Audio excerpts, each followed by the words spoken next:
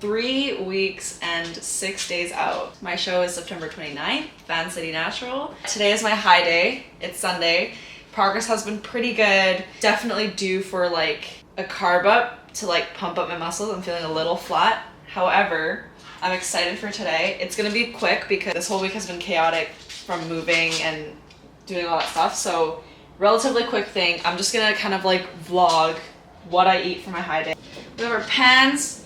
We have our organic eggs from Casca, rye bread. Okay, and then this is lactose-free Greek yogurt. And I'm gonna tell you exactly how I've mastered how I like my high day breakfast with these ingredients. So essentially Ryan gives like the ingredients that will fit my meal plan, and it's been consistent throughout. It's very simple, like high day, low day, and it's like the same stuff, right? So high day is the one that has like eggs and stuff. So I could easily just make scrambled eggs and peanut butter toast, which is what I did in the beginning. But now what I do is I make a little French toast situation and still be able to use the same amount of eggs, which is 3. So I use 2 for the scrambled egg and then 1 for actually making the French toast portion. I have 175 grams of Greek yogurt to play around with, but I just use 100 because I'm saving my 75 grams for later in the day for a snack. Tare to 0. And then I'm gonna take out around 80, and then I'm gonna use 20 to put on top after, which I'll show you. And then I get my egg, and then I crack it, and then I kind of mix her around, and then we're just gonna dip her in there, flip it around, and then place it on the pan. And then I just kind of like pour the rest of this over. And as you'll see from this video, by no means am I one of those pretty aesthetic cooking people yet. Maybe I will be in the future. So I actually chop up my medium banana, which is in my plan, and I fry them in with it, you know. Ghetto style, guys, in a rush, no cutting board. Obviously, if you are watching this and actually planning on making it, just, you know, use a cutting board. Okay, now time to make the scrambled eggs on the side. So we're going to turn this oven on. So we're going to turn this on, spray her down, and then 2 eggs. I know, I actually saw a video on Instagram where I was like, if you're a psychopath making scrambled eggs, you put it directly on the pan. Like I said, we're not being pretty and perfect here. We're being delicious and still gets the job done in efficient time. What I do is, onions are not in my meal plan, but it's like negligible the amount that I'm using. So I actually dice up onions in my scrambled eggs. It gives it like an omelet vibe, and it also adds like a sweet kick to it, and I love it. So we're just gonna like dice it in. So now the most important part, or I should say the other important part, is, because I've been saying everything's important, is my cinnamon, organic cinnamon. Doesn't have to be organic, I just like it organic. And then pink Himalayan salt. This is so important for the flavor of it afterwards. I'm gonna flip this. Oh yeah.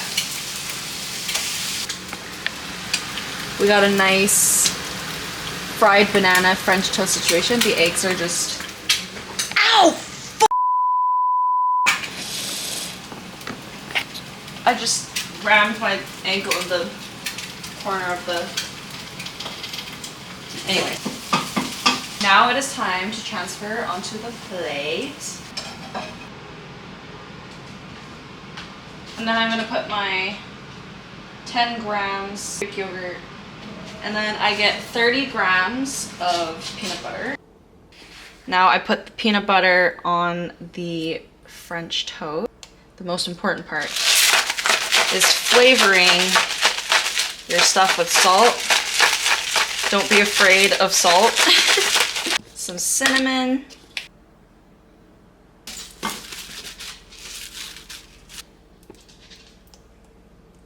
Sugar-free syrup.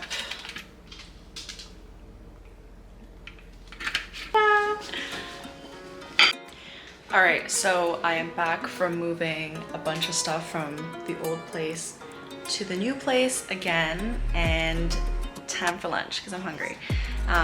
Once again, it's my high day, so more rice and a little bit less chicken. So the fridge isn't exactly organized, but so far with the move, these are the things that I have. Syrup, obviously. This is pre-workout that I actually made for me to go to the gym yesterday for leg day, and I left it here. So I fridged it when I came home. So I'll probably have this today. Forgot about that. Good old mustard, some peri-peri sauce, all my syrup, some G Hughes, no sugar added, Thai sauce, honey flavored. I haven't opened this one yet, but I've had a lot of this already. So yeah, I have my rice that I meal prepped just in containers. So I'm gonna take out my chicken, take out my rice, and take out chopped onions. And my guac. So I have my scale in here. 100 grams of chicken.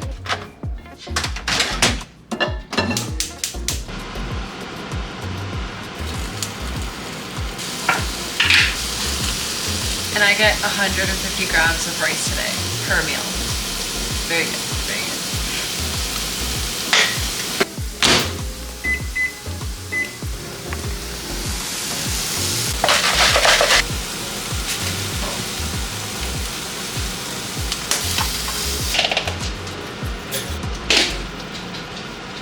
And my bowl is done. And now it's time to eat. So what I usually do when I make my meals, whether it's breakfast or lunch, is that's my break. I'm usually working in between on a bunch of things, like with the clients, with meetings, all that kind of stuff, and then just like admin work. So when I eat, I watch something. So I either watch Shark Tank or Suits or Ozark. Ozark, it is a type where if I watch, I get really into it, but I've already watched it before. And I started watching it again because I finished Suits.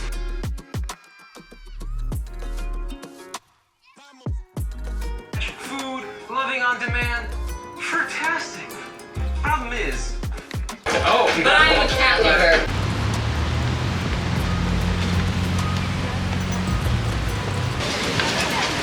So now I am at Brentwood Mall. I have a client call, like a client kickoff call. So after that, I'm gonna do some work here and probably head back. I brought the pups, and then there'll be time to do my upper body day with cardio and then dinner.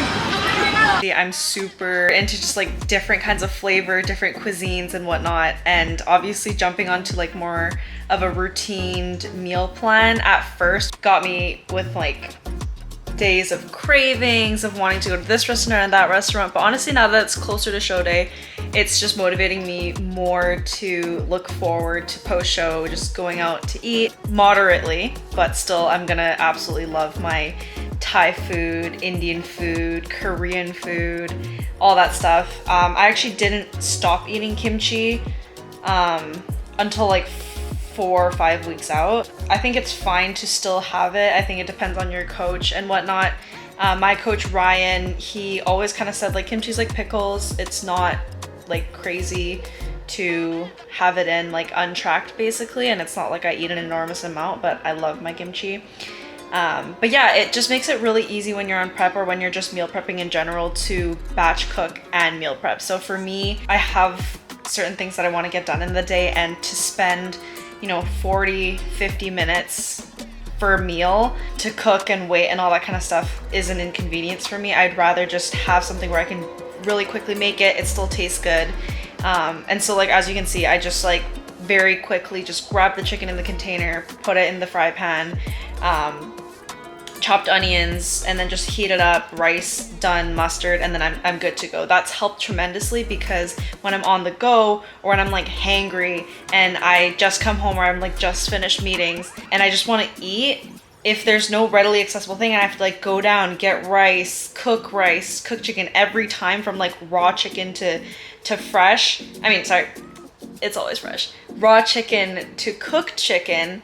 That would just kind of be that extra barrier. And so I've just, throughout prep, like I've tried to make as little barriers as possible for me to access my meals, right? So it's always helps for me to cook my rice in my OG Korean rice cooker ahead of time, put those in containers, put other ones in freezers, and just grab and go up. And then always like when I'm running out, and this is also why it helps actually to have more of like a quote unquote boring meal plan, where I do have just, you know, ground beef, rice, occasionally eggs, toast, like that kind of thing, because it just makes grocery shopping so much easier. I just know exactly what I'm grabbing, and it's like I know what I'm measuring now. Like I didn't have to check how many grams I have to do, because I know my low days, I know my high days. And then usually once in a while, my coach will change my meal plan. So apart from that, and apart from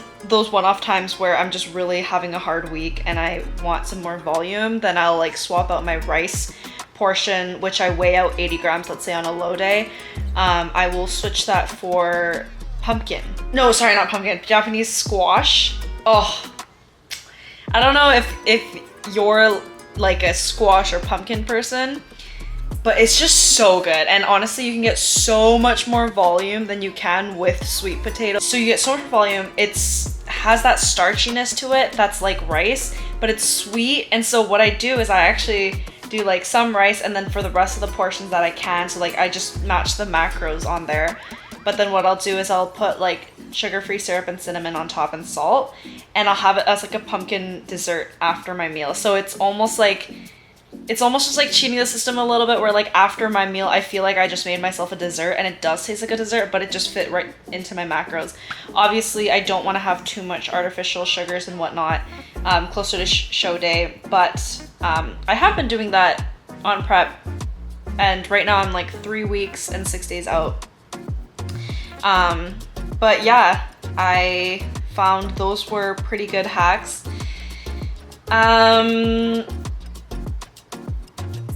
Anyways, I'm gonna eat. I just wanted to say that before I ate. If you are on prep, or you're thinking about going on prep, or you're just not even on prep and you're just someone who struggles with meal prepping, totally get it.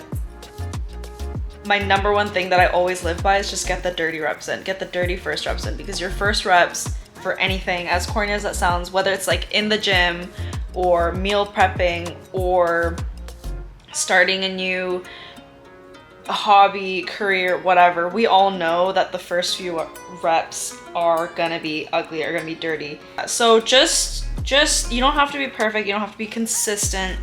Just meal prep on Sunday. Just cook some rice and just put it in some containers and see what that does. Maybe it will rot in your fridge and you won't touch it and you'll just end up eating out all the time. Okay, that's your first rep. Cool. Throw it away in the compost. Hopefully that doesn't happen, because that's a waste of food. But if it happens, it happens, whatever.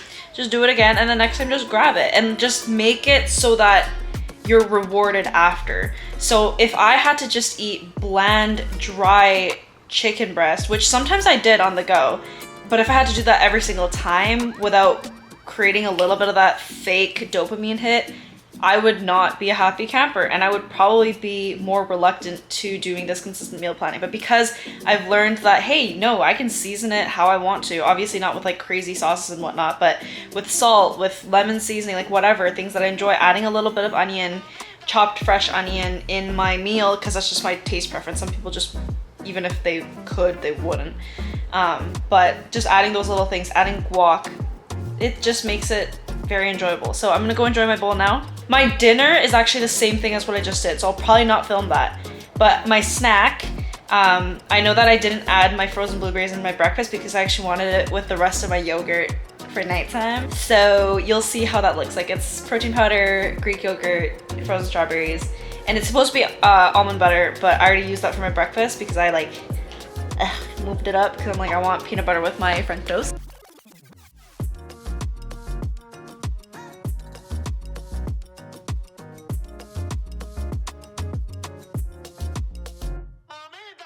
J like the letter, I'm making several waves. I know the mission is same. I made a splash, now all of my passes last like running a race where you send.